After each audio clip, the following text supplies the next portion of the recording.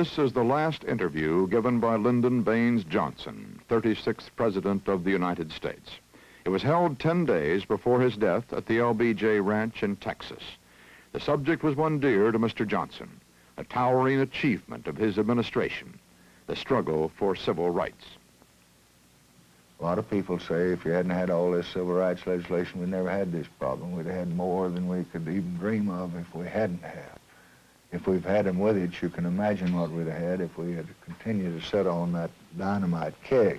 A month before, the President had come to the LBJ Library at the University of Texas in Austin to greet civil rights leaders, black and white, from all over the country. The library held a symposium to mark the opening of the President's civil rights papers. Of the 31 million Johnson papers housed here, 1 million deal with civil rights. In the library, Lyndon Johnson's 3 legislative milestones in civil rights. 1964, the act which prohibited discrimination in public accommodations and strengthened school desegregation and fair employment.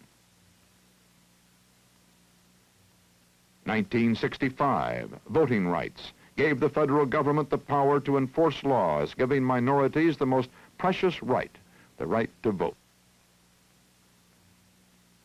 1968, housing prohibited discrimination in the sale or rental of most housing in the United States. 3 acts and a surge in the civil rights movement unparalleled since Reconstruction. There were new faces and there were old faces too. Former Chief Justice of the United States, Earl Warren. Former Vice President, Senator Hubert Humphrey. Roy Wilkins, Executive Director, NAACP. Of all people in this and country. 2 newly elected congresswomen from California, Yvonne Brathwaite-Burke, and from Texas, Barbara Jordan. The President had braved a Texas ice storm to be here, and he stayed through the long day and evening. The next day, a threatened disruption. Some black factions demanded time to speak, claiming the meeting was unrepresentative. The President gave them permission to speak. Roy Innes, Director of CORE, was given 5 minutes. Chairman. He was joined by the Reverend A. Kendall Smith, New York City Council of Churches Task Force on Racism. The President told me later both men had received invitations to attend the symposium. New York Task Force on Racism. Then Clarence Mitchell, Washington Director, NAACP, rose to his feet. I knew when I saw Roy walk in there, and I saw the deployment of his forces, what was going to happen. Because I have been through this before, and it is only out of the courtesy of a great President of the United States that this gentleman has had an opportunity to be heard. It seems to me this is what is the challenge of leadership. If President Johnson has the courage to come out in Texas and speak against white demagoguery, wherever I am, I'm going to come out and speak against black demagoguery. The President, drawn and fatigued, came back to the rostrum. The disruption was over. Should I close the prayer? No. Okay. No, you go on. We'll handle it. We'll arrange our own prayer. Thank you, Mr. President. This is yours. Sure. A month to the day later, the President spoke with me. This hour is the last interview with the 36th President of the United States.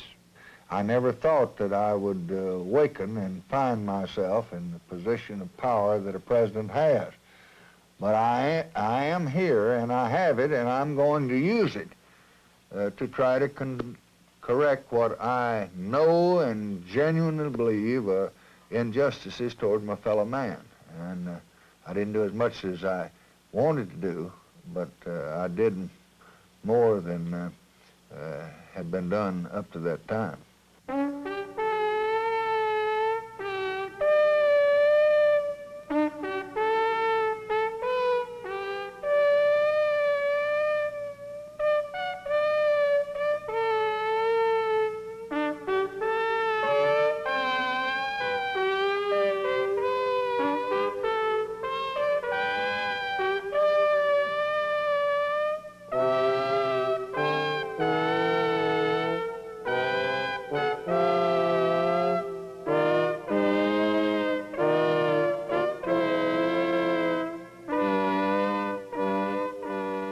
Mr. President, at the recent Civil Rights Symposium at Austin, when your civil rights papers were opened, you made a lot of interesting statements, but one in particular I'd like to mention here now.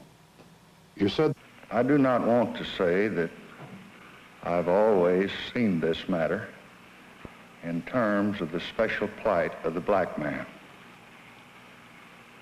As clearly as I came to see it in the course of my life and experience and responsibility. how did you come to see it at some point? What was the moment of revelation?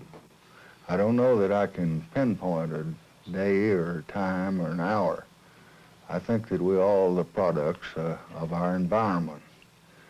And here on the Pedernales, we did not grow up in any prejudiced atmosphere. This area is populated by Germans who immigrated here 100 years ago. We have few, if any, black citizens. Although when I was a child, 3 or 4 years old, I grew up with Mexican Americans and they were my playmates. But like most other citizens of this country, I took my own rights for granted, and I did not see and feel and was not as concerned with my fellow man as I later became as my service extended itself and as I became more acquainted with the problems of the land. When I was a young man, I taught in a Mexican-American school, and there I got my real deep first impressions of the prejudices that existed and the inequity of our school system between whites and browns. Later, I was an NYA administrator and dealt with the poverty groups. Many young people in the NYA were blacks and browns, and I saw the inequalities of our system then.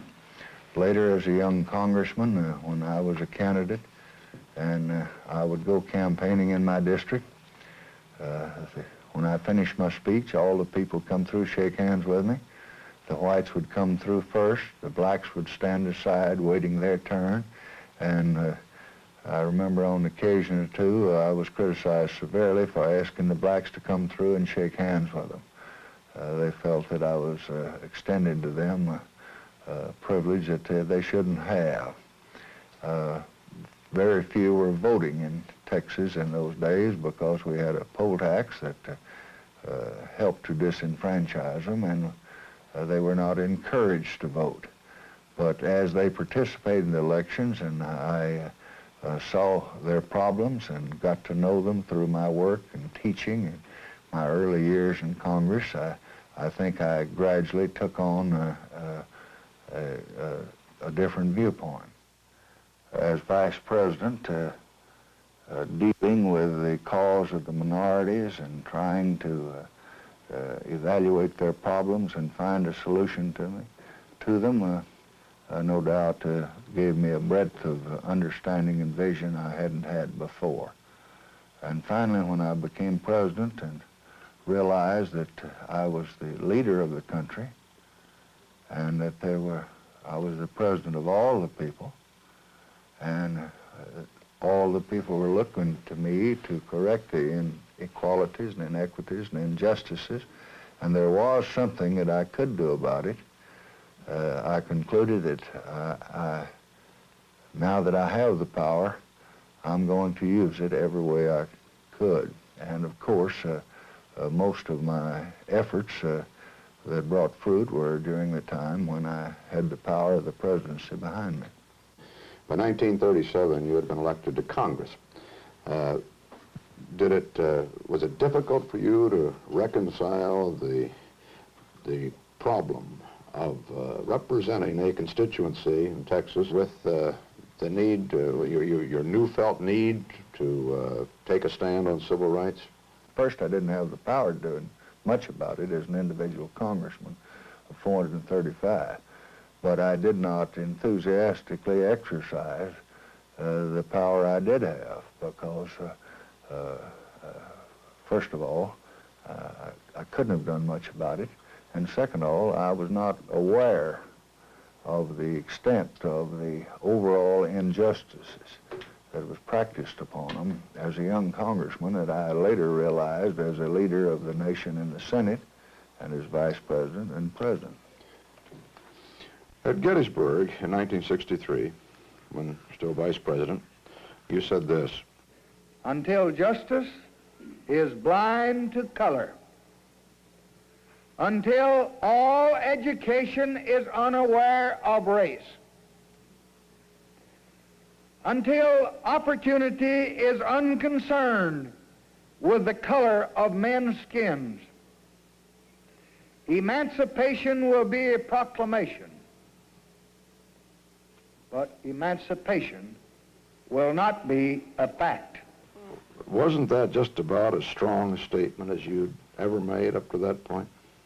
Perhaps. I think that's still true. I thought it was very true then. We've made a lot of progress, but we haven't made near enough. And education is not blind to color in this country, and justice is not unaware of race, and it'll take us decades to try to bring the white man, the black man, the brown man on equal footing in all of these fields.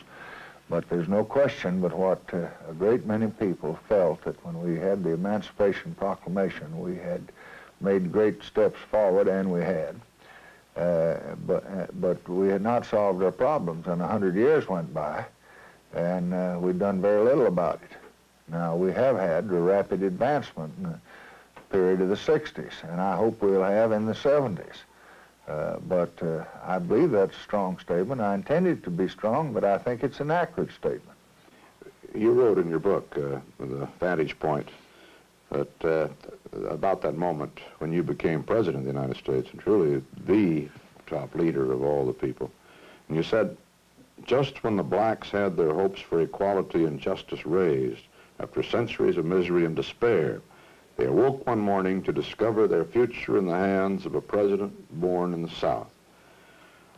Well, do you think they really felt that way after all you'd been doing in the almost 10 years previously, or at least the 6 years previously since 57? Yes, I'm sure that they have a feeling toward a Southerner, and they have doubts. They had them then, and I think they have them now.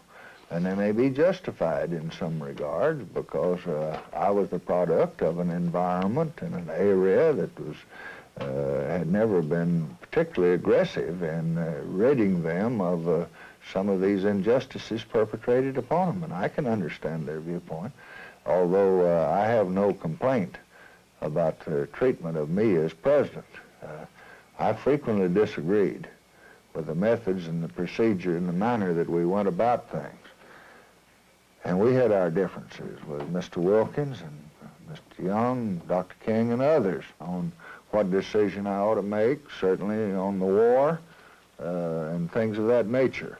But they were respectful, and they were reasoning, and they were fair with me, and any leadership I provided to make advancements in their field, they supported and effectively supported it. Well, in '64, of course, that was the year of the great filibuster that you finally had to break, going against your own feelings, as you told us earlier in this talk, or for unlimited debate. What brought you to that decision that you finally communicated then to Senator Russell that this time there would be no compromise? Well, Senator Russell, I think, understood that from the day I became president. I recall Senator Russell made a speech early in my presidency that was somewhat prophetic. He said he knew that I felt certain things deeply, and he expected me to move in certain areas, and then when I moved, I would move with all the power that I had and put all my chips in, and they had to be prepared to resist that effort.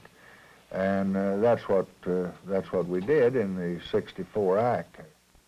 After '64, just a year later, you put your full weight behind another historic measure, and that was the Voting Act of 1965, Voting Rights Act of 1965, which provided direct federal action in order to help the blacks register and vote. Could you start from the beginning and tell us about the evolution of that act and getting it through just a year after the '64 victory? I think it was a part of a philosophy that I had of the presidency. I wasn't sure that I would run for re-election in '64. When I decided I would run and did run and was elected, I realized that a president's time is limited, regardless of how big a mandate he may have received. So after the '64 election, I said to the people associated with me, we got to make up our mind what the big problems of this country are and do what we can about them in cooperation with the Congress and get that legislation through in a period of relatively few months, because as things go on, we won't have the support of the country that we have in November '64. Voting Rights Act was one of the things that needed doing. Poverty and health and Medicaid and all those things made up a part of the program. Now, I called down the congressional leadership and said, we feel that we ought to have this legislation, that now is the time that we can pass it, and I want to review it with you, explain it all to you, ask for your help and cooperation, and if you feel that you want to invite me to come to the Congress to deliver this message in person, I'll do it. If you don't, I will send it up by message. The leadership discussed it thoroughly and extended me an invitation, and I went there, and sometime in March, as I recall. Every American citizen must have an equal right to vote.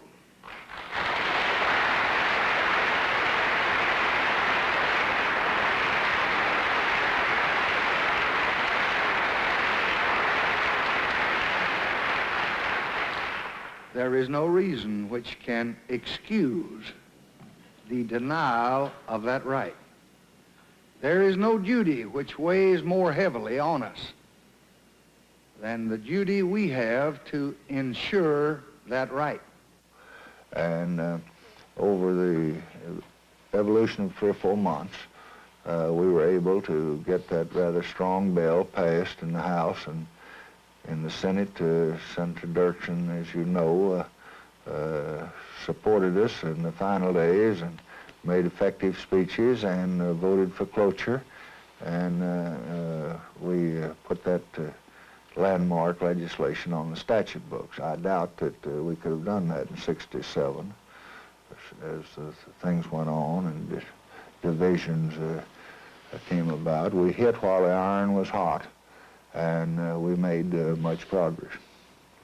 Do you think the divisions of the Vietnam War did bring a halt to any hope of consensus on these domestic issues? No. A great many of our better pieces of domestic legislation were the product of the Congress of 1968. And '68 was one of our more productive years.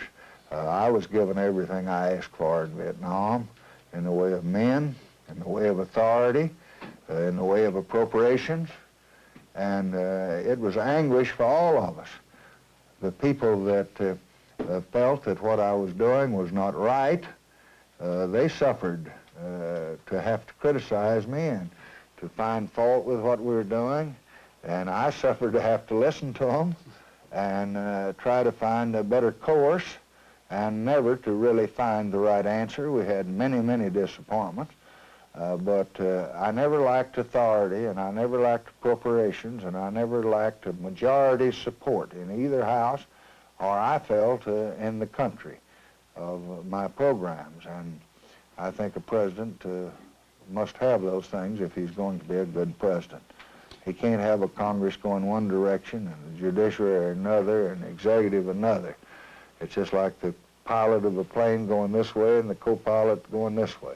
And I never had that problem, and I'm grateful for it. I'd like to ask you about Selma, the march organized by Martin Luther King from Selma to Montgomery protesting how difficult it was for blacks to vote at that period. In the middle of the crisis in Selma, you went on television. Your staff, we gather, advised against it.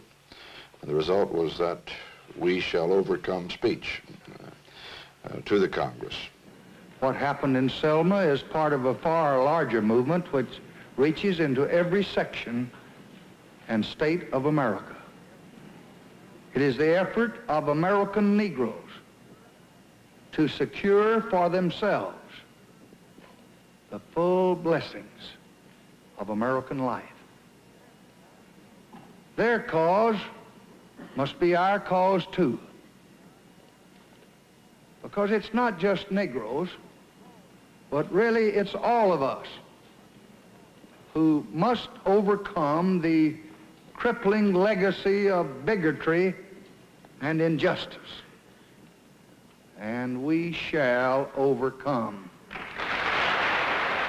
What was the reaction of that, to that speech? Because this moved you really into the camp with the protesters.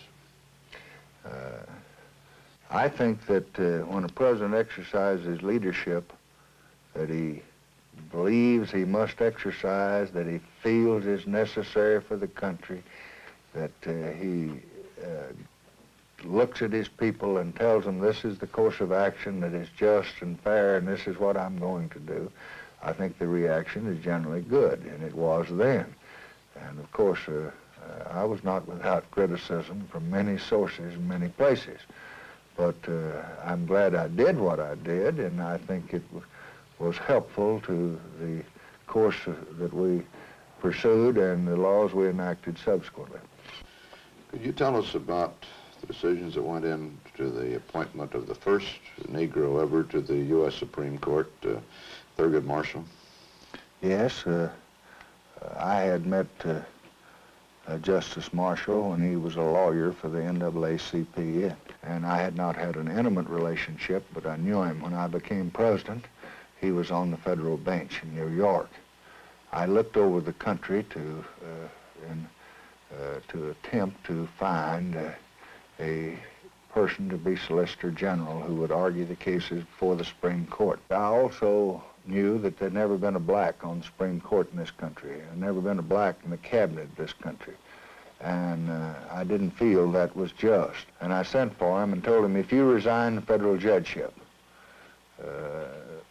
you give up a lifetime job. The job I'm offering you is a temporary job. If I'm, something happens to me, you'll be out of a job the next morning. Another administration, you'll be out of a job.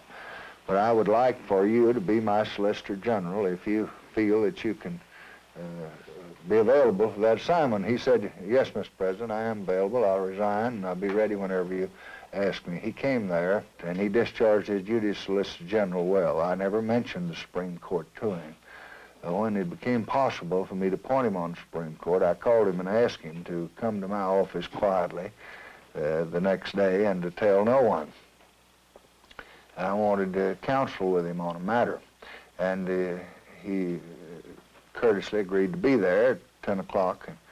And whatever time I set the appointment, he came in, sat down, and I told him that I had this problem of selecting a man to the Supreme Court, and that I had had him in mind. And I said, I'm going to send your nomination to the Senate if it's agreeable to you. And he said, yes, it was. He said, you told me not to say anything about this to anyone. And said, before you do, I think I ought to tell you something. And my heart almost stopped beating because I was afraid there was going to be some problem of some kind. But he said, you told me not to discuss this with anyone else, this conference. But said, I just couldn't contain myself. I had to tell my wife. When a president calls up and asks to see a man, he just can't be expected to keep that from everyone. And I had to tell her, and said, now that you've given me this great honor, could I be excused long enough to just call her and tell her that what has happened? And I asked that they get Ms. Marshall on the phone. The White House operator got her on the phone. I asked him to pick it up, and he said hello and be sure that Ms. Marshall's on the other end. And she said, honey, did we make it? And all the feeling that I thought I had contained must have been present there all those years, and they must have at least had the silent hope that if any black ever made the Supreme Court, he would make it. And I've always felt very warm toward Ms. Marshall, because I think that Lady Bird must have felt that way many times in critical crisis that I was confronted with. She would say, honey, did we make it? And there was a team, but the pride that really came to me was here was a qualified man who had done so much for his people and so much for his country that finally, on the basis of merit, could be nominated and confirmed by the Senate. And that last is not an easy job for any man that's nominated for the Supreme Court. In 1965, in an eloquent speech at Howard University, you apparently took a new tack. You said, but freedom is not enough. You do not wipe away the scars of centuries by saying now, you are free to go where you want and do as you desire and choose the leaders you please. You do not take a person who for years has been hobbled by chains and liberate him. Thus, it is not enough just to open the gates of opportunity. All our citizens must have the ability to walk through those gates. how did you come to believe that the country was ready for that new move forward in the civil rights approach? The country said that we want you to vote, we want you to eat any place you want to, and we want you to sleep any place, any public establishment if you want to. We want you to have equality in jobs, and in many ways we improved our education, health, and welfare systems where more equal justice was being dispensed. But all those things don't do any good. It doesn't do you any good to have a job if you're not qualified to hold it. It doesn't do you any good to have the right to build a house if you don't have the money to build it. It doesn't do you any right to have the right to go into the Hilton Hotel in New York if you haven't got the money to pay the rent on the building. All of those things are not worth much to you unless you have the economic resources and the preparation. Mr. President, the statement is frequently made about that period in our national history, indeed going right up to today, is that perhaps in your zeal to do something for the blacks of this country and the other underprivileged, you had promised so much, and the delivery was difficult. Do you think that you overpromised? No, I don't think. I don't know what we promised. We had certain goals, and we made certain recommendations, and we asked the Congress to do certain things, but I'm unaware of a lot of promises that we made that were not fulfilled. Well, I think that when they speak of promises, not specifically political or legislative promises, but the promise of a better life, and that perhaps they believed that this was going to come with the passage of legislation and not over a longer period of time. Practically the entire substance of the Johnson administration was organized and prepared and recommended more than 20 years before by another president.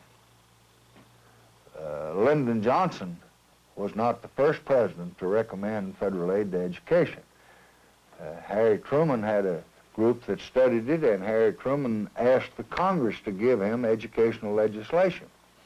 Lyndon Johnson was not the man to recommend Medicare. Harry Truman recommended Medicare and was called a socialist and a communist and everything else.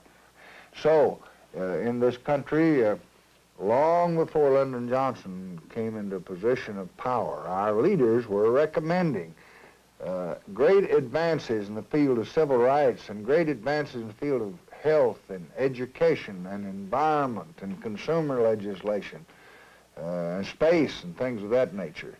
I just happened to be the catalyst and happened to be there at the time and with the support and with the approval of nearly everyone in the country that put them on the statute books. We passed 440 major pieces of legislation in the 6 years. And a great many people did say that we went too far and we went too fast. And well, we might have. But the country was long overdue. We'd had a good many administrations where they hadn't been able to achieve these things. But in this country, we always, it seems, there's a long lapse between the time something's proposed and something's disposed. Well, now, in your book, you say that the Democrats lost in '68 because they had gone too far and too fast, and the blue-collar worker felt that the Democratic Party had traded his welfare for the welfare of the black man.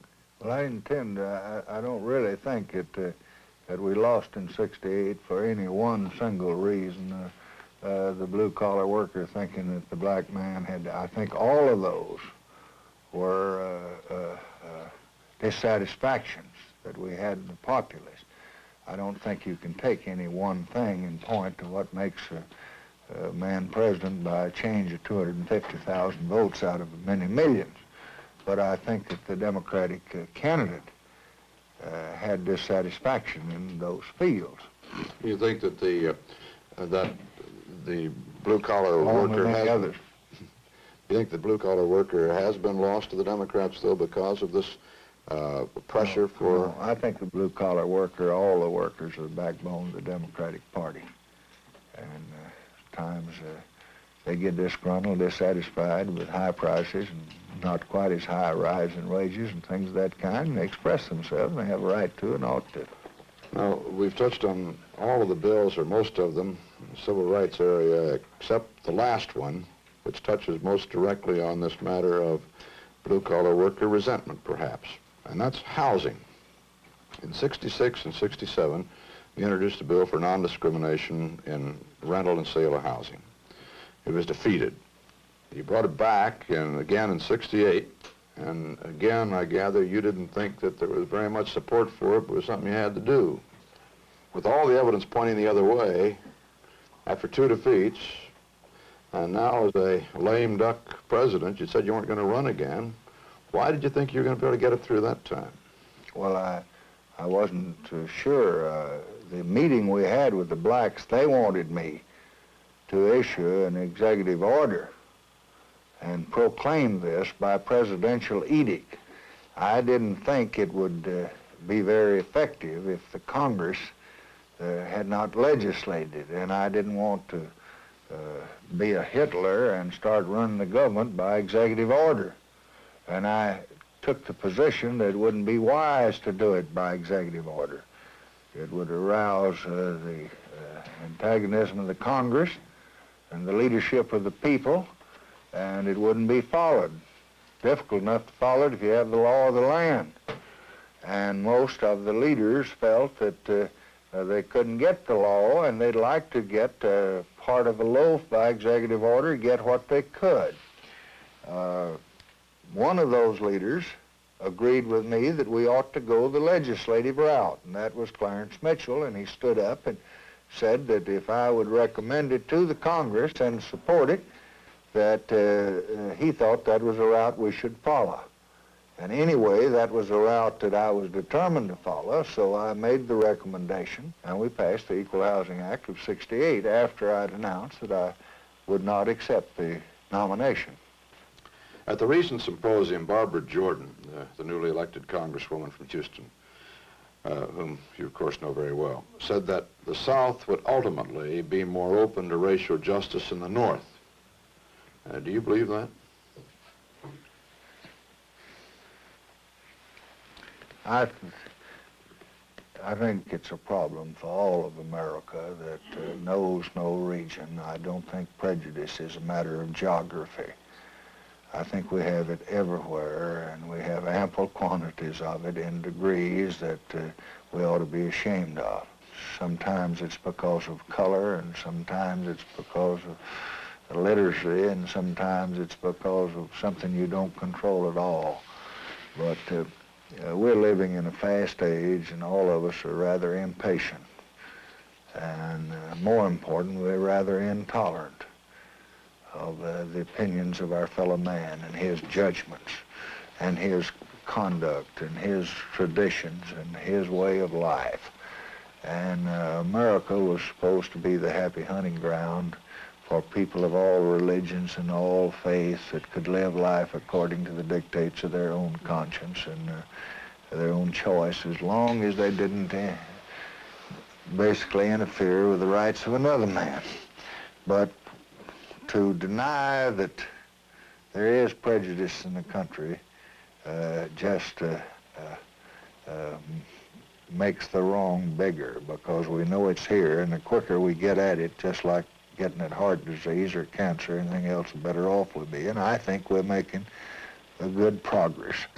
Mr. President, you said in that quite lovely speech at the library, and I do believe you have told me in private that you were feeling poorly, and but you didn't feel you could let your friends leave that hall without saying a word to them.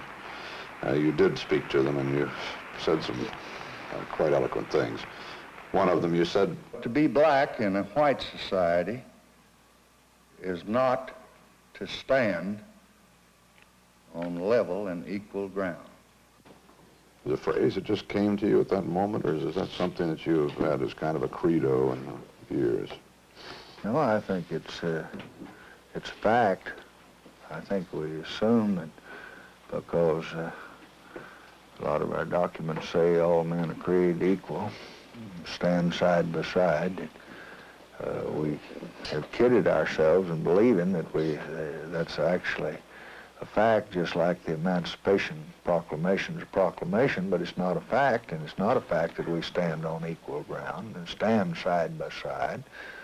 One stands in an elevated position with all the advantages the country gives him, and the other one stands down in the rut, neglected and overlooked, and enjoyed second-rate facilities and housing and jobs and schools and health and everything else during our entire governmental existence.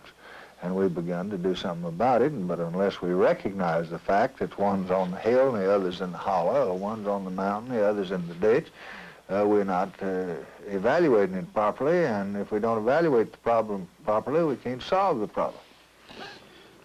This second thing you said there that was a little more pragmatic, perhaps, involved the blacks and the present administration. You told them to go and see Mr. Nixon, to ask him to set aside an hour to talk, and they don't need to start off by saying he's terrible because he doesn't think he's terrible, when you put it. Do you think that if they ask, they can get that time to talk to the president? Yes, I think so, although I'm not making the president's appointment. I have no authority to speak for him. I want to make that clear.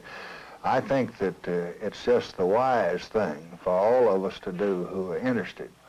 I think we ought to go to the leadership of the Congress and say to them, here is a big problem that represents a cancer on the society of this country, and we want to do something about it, and here's what we think ought to be done, 1, 2, 3, and here's the way to go about it. Here's the legislation, as they have done with the civil rights conferences in past years. And then I think if they don't have the answer that they think is fair and just, that they have a right to call the president's people and say, we would like to talk to some of you in the White House about this, get you evaluated, and if it can't be corrected, we want to go all the way to a higher appeal to the highest officer of the land, the president himself. Now, I don't think you're going to be very effective if you say the Congress is no good and antiquated and ought to get out of the way, and the cabinet officer is dishonest and they won't do anything about it, and the president can't read and write and he's no good, because none of those people You can't sell them that argument. They don't believe that. They think they are good and they're doing the best they can. They want to do what's right. And I found a lot of times that my viewpoint was helped a great deal, and that I was strengthened in the decisions I made by what I learned by people who came to see me, and I wasn't always anxious to see all of them and sought advice, but I think it'd be helpful to both groups. And the President's a good listener. All of them haven't been. Some of them thought I didn't listen enough, but if they'd count the hours that I had people speak to me, I'm grateful for those hours. I learned from them. At the very end of that speech here in Austin, I think you repeated a memorable phrase that you'd used before in Congress in '65. We have proved that great progress is possible. We know how much still remains to be done. And if our efforts continue, and if our will is strong, and if our hearts are right, and if courage remains our constant companion, then, my fellow Americans, I am confident we shall overcome. Well, Mr. President, do you think that on this great, still unresolved issue of civil rights, we shall overcome? I certainly do. Thank you, Mr. President.